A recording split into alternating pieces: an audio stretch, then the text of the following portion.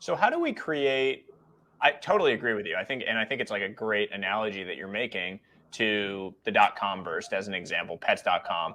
And the way I think about it is like, okay, if I'm a normal person, then what I want to do is I want to invest in the NASDAQ. Like, I just want to invest in the index of the entire thing because I know that it's headed that way and it's going to be amazing and there's a bright future. You mean Ethereum? Yeah, well, so that's the question I have for you. But is Ethereum Yahoo and is going to win the first 7 years of search? And is Solana going to come? Is it Solana? Is it Ethereum? Is it something we don't know? The answer is you can diversify. I'm sitting on ETH. I'm sitting on other currencies. I'm buying a ton of different NFTs. The reason I went into NFTs more than currency is my theory is if Ethereum loses, I can bridge over my crypto punks, right?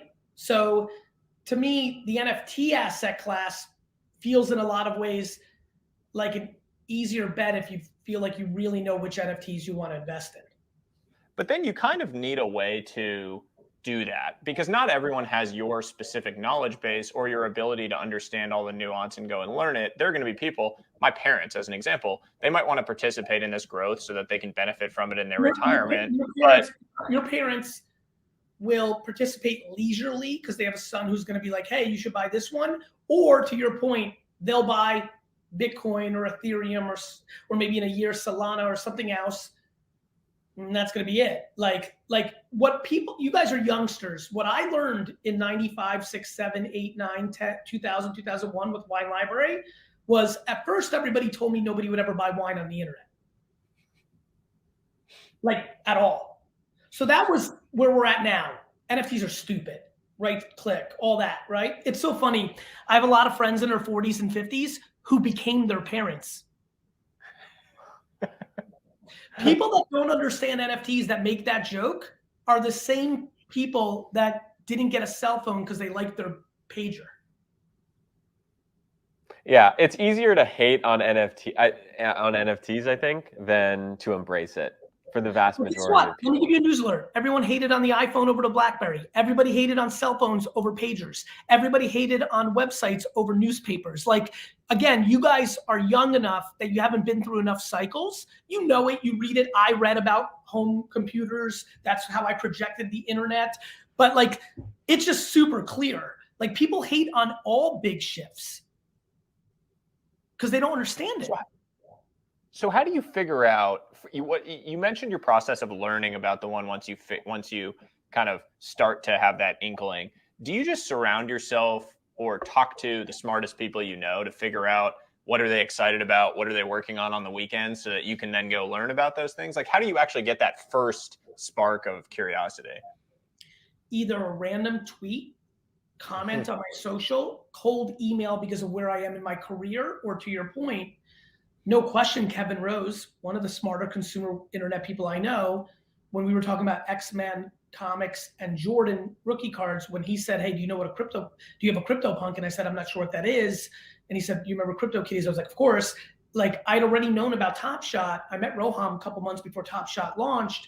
I knew NFTs were brewing. I was busy. It was the holidays last year. Last year was still very hardcore COVID. So I was trying to navigate my company. But as soon as he said that, I'm like, you know what? I'm going to dig in a little bit deeper. And so, yes. And what's been really ironic, whether it's Dave Morin, whether, it's Kevin Colleran, whether it's MSG or Harper Reed or, Aaron Battalion, Scott Belsky, Mike Lazarow, all these people that succeeded in Web 2, right? That I respected and thought were thoughtful. Miraculously, in January, February, are all circling around like buzzards. I'm getting a text from friends that I haven't talked to in 6 months, 6 years, because we've all been a little bit out of the white hot moment of 2007 to 11 of Web 2. Sure enough, even people that aren't in it right now, that are a little bit more discreet, which is why I'm not going to mention them, who really made some serious wins in Web 2, even they reached out in February, March and say they're kind of demotivated or focused on other things. But even they were like, hey, what is this thing?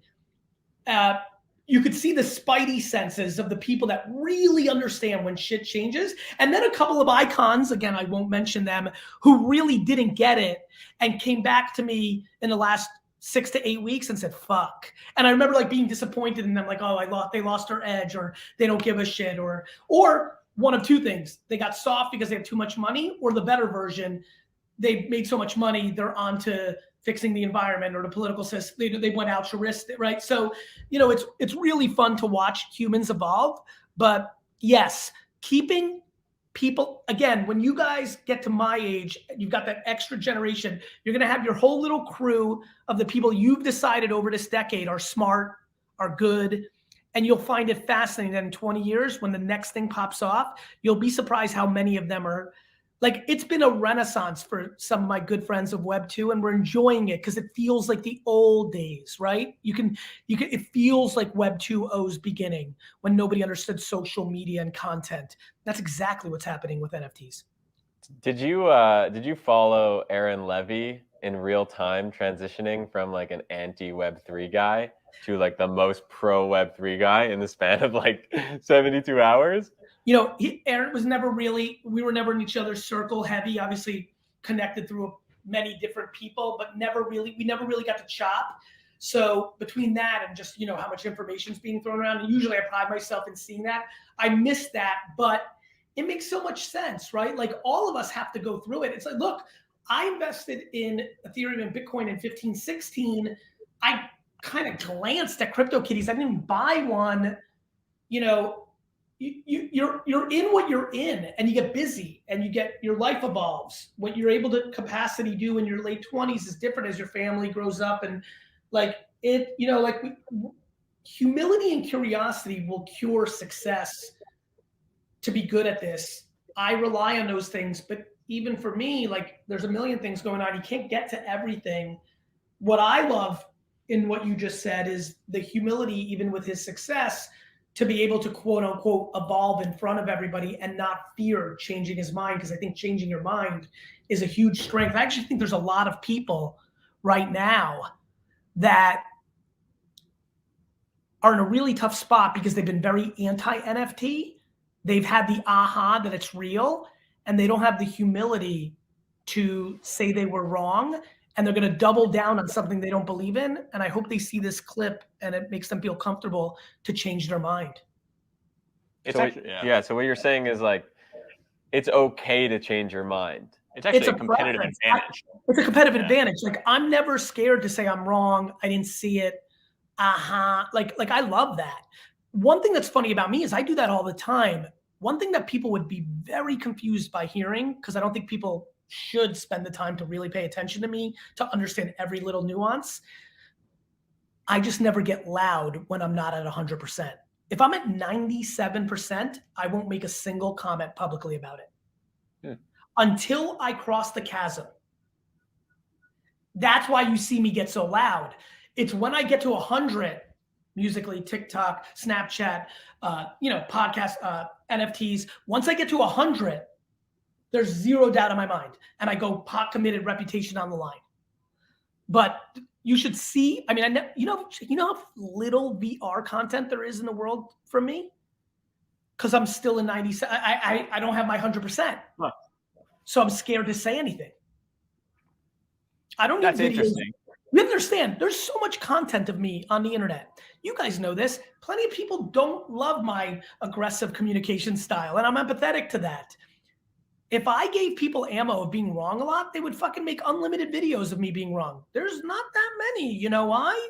Because I don't try to say shit about things I don't know. You're not Scott Galloway with the predictions on tech companies. Yeah, to me, that's, I love Scott too, and I'm not. I love him too. Actually, I think he's amazing. Yeah, I'm scared to do that. I don't want. As a matter of fact, I got very lucky. There's a very funny video of me in a suit, by the way, which is rare, because I was doing this show, The Daily, when the iPad came out, and they asked me to do a prediction show, and I fought like hell. I didn't even wear. You were about to get a funny, very nerdy Gary V scoop. I was supposed to wear a tuxedo for the New Year's episode, which I had because I go to weddings, right? but I didn't wear it with the hope that they were going to get upset because they were very professional and like, let me not do it. That's how much I didn't want to do a prediction show because I'm scared to predict. Ironically, it turned into one of my best moments because I predicted that Facebook was going to buy Instagram and they did the next year. But I don't like predicting. I don't predict. I observe and then I'm emphatic about my observation when it crosses my 101 percentile belief chasm, which is fairly rare. If you look at my content over the last decade, I'm only talking about 7 or 10 things. I'm just not willing to be wrong if I can help it. What do you observe around brands and NFTs? So I think it's going to be, I'm sorry to interrupt. I think it's going to be just like social. 90% up front are going to make garbage. 10%, if you remember early brands on social, Zappos had a big move on it that worked for them. There were some other brands that did a really nice job. Then you look at brands that were built from social. Gymshark, I just joined the board. Fashion Nova, another one. You know, like Casper. I mean, we can go on and on with a lot of brands that were built in social. But 90% will be done poorly and 10% will be done awesome. I'm very proud. You're catching me at a funny time. We just launched we were working for 4 months on the Budweiser launch that we had. And if you look at, it was very strong yesterday because we really know what we're talking about. To their credit, they really let us do the right thing. And so, Vayner NFT with Avery at the helm, she's amazing. We're going to do good work. And a lot of other companies will pop up and do good work, build equity with brands. And just like anything with brands, 90% will be atrocious because it's going to be transactional, short-term, cheesy, tone-deaf, not understanding. But I do think you'll see some gems in there. And brands have money and leverage and access. So they can do some really cool stuff with their smart contracts. Right. So when we look at, the OpenSea, it's 2026, and we're looking at OpenSea last 30-day sales. When we went through that list, that was mostly Web3 brands. Do we think, it's going to be 50-50, old school brands with Web3 brands, 75-25? Any insight there? I think it'll be 10% brands, 20% brands. I think you'll see publishers, gaming companies, like IP that right now, VFriends, Bored Ape, Cool Cats, IP getting established, but you're going to see Hello Kitty, you're going to see the Flintstones. So you're going to see some icons, Harry Potter, you're going to see some new stuff. VFriends and Bored Ape is going to feel like icons because we'll be old by then. New shit will pop up. Brands will be there. Really, social media. You'll see Jennifer Aniston join late and get fired, right? Jay-Z join late, and you'll see Charlie D'Amelio and Logan Paul build from there and everything in between.